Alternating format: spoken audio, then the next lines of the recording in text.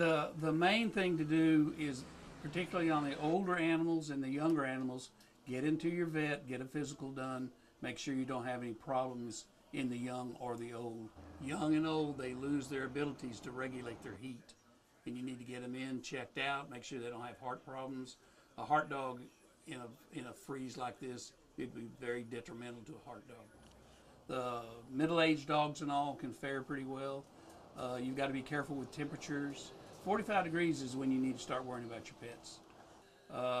Whenever it gets below 45 degrees, you need to start thinking about keeping them inside. If it's below 32 degrees, they definitely need to be inside.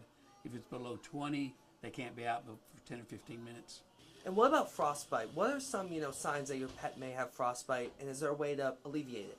They definitely can get frostbite. Generally, it's going to be on their ears or the pads of their feet from walking out in the cold. It's the same as you going out barefoot and walking around.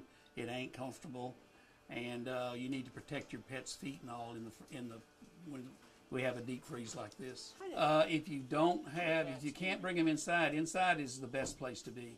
If you can't bring them inside, they need to be in a protected environment, a protected shell, maybe a heating pad on the bottom. You can use warming lights, and you don't use blankets. Blankets tend to sweat and they get wet, and then that just makes them colder. It's just like you sleeping at night and you wake up in the morning and your pillow's wet because you sweated during the night. The same thing happens to those blankets. The animals will sweat, get the blankets wet, and then it just turns into a cold environment. A lot of people will use straw. You don't use hay because hay gets wet and just sits there with the moisture. Cats have it known to climb into vehicle engines or inside wheel wells for warmth. Automobile stuff is one of the main things that people forget about. The biggest worry is antifreeze. Your radiator runs over. A cat just has to walk through it and lick their paws, and you can have problems. If you think there's been exposure, get to your vet. They're going to get in the engines during the night because it's warm. When you go out in the mornings, you need to either tap on your hood or honk your horn or start the engine and sit there for a minute before you leave. Well, dogs will get up underneath houses and stuff where there can be some problematic stuff. The biggest worry on dogs is when you're walking in them and all, you've got to be careful with their pads, because a lot of these people are putting out chemicals to dissolve the ice and dissolve the snow, and these chemicals are toxic to the dogs. It gets on their paws, it can burn the paws.